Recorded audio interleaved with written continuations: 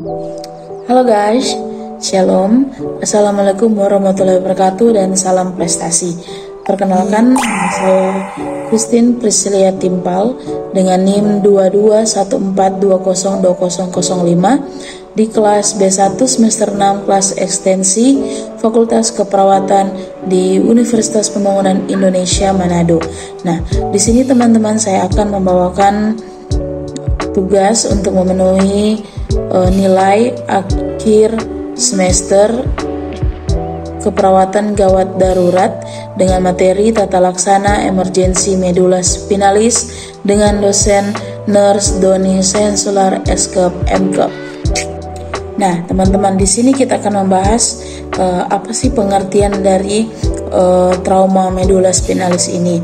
Nah, untuk trauma medula spinalis adalah trauma yang terjadi pada jaringan medula spinalis yang dapat menyebabkan fraktur atau pergeseran satu atau lebih tulang vertebrata atau kerusakan jaringan medula spinalis lainnya, termasuk akar saraf yang berada di sepanjang medula spinalis sehingga mengakibatkan defisit neurologi.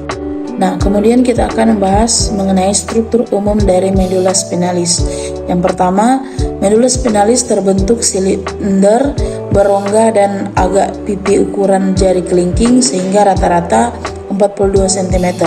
Yang kedua, dua pembesaran lumbal dan serviks menandai sisi keluar saraf spinal besar yang mensuplai lengan dan tungkai.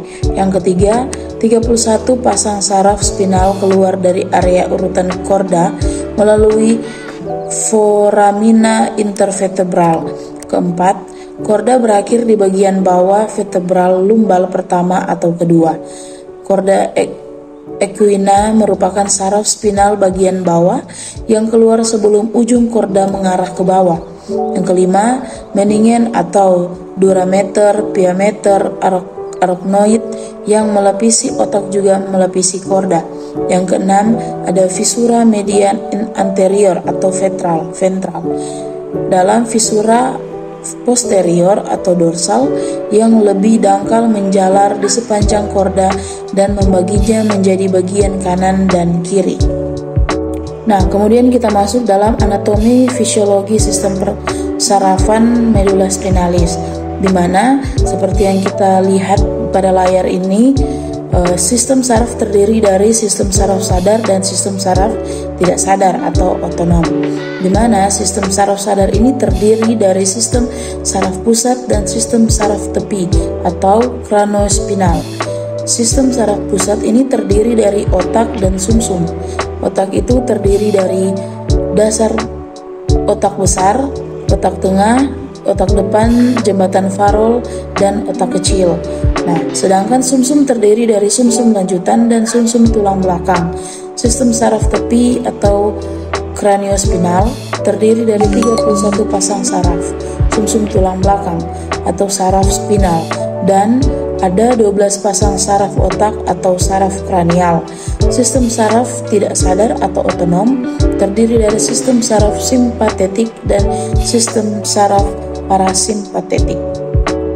Nah, di sini teman-teman kita ada contoh kasus di mana Tuan M umur 54 tahun datang di rumah sakit dengan keluhan utama tidak bisa berjalan setelah terjatuh dari pohon setinggi 10 meter dengan posisi terduduk yaitu sekitar 10 jam sebelum masuk rumah sakit. Sesaat setelah terjatuh, tiba-tiba kedua tungkai tidak bisa digerakkan dan tidak bisa merasakan buang air kecil dan buang air besar. Pada pemeriksaan fisik KU atau keadaan umum pasien nampak sakit sedang, TTV tekanan darah 135/70 mmHg, nadi 90 kali per menit, respirasi 20 kali per menit, suhu badan 36,7 Celcius. Nah, untuk paragraf yang kedua yaitu ini hasil pengkajian bahkan hasil lab dan foto toraks dari pasien tersebut. Kemudian dengan kasus tersebut yang telah kita bahas tadi, kita ada penata laksanaan yaitu pemasangan IV dengan cairan RL 500 cc per jam. metilprednisolon 120 mg per 12 jam IV, kemudian ada ranitidin 50 mg per 12 jam IV, dan vitamin B-kom 2 kali 500 mg per oral. Nah, untuk kesimpulan dari kasus tersebut, berdasarkan anamnesis, pemeriksaan, dan pemeriksaan penunjang, diagnosis pada kasus ini adalah paraplegi inferior distal dengan inkontinensia urin dengan inkontinensia alvi, trauma medula spinalis, incomplete setinggi L1 sampai dengan L5. Penata laksanaan pada pasien ini adalah pemantauan tanda-tanda vital, pemberian metilprednisolon dosis tinggi, pencegahan komplikasi, dan fisioterapi teratur. Prognosis pasien pada kasus ini adalah bonam.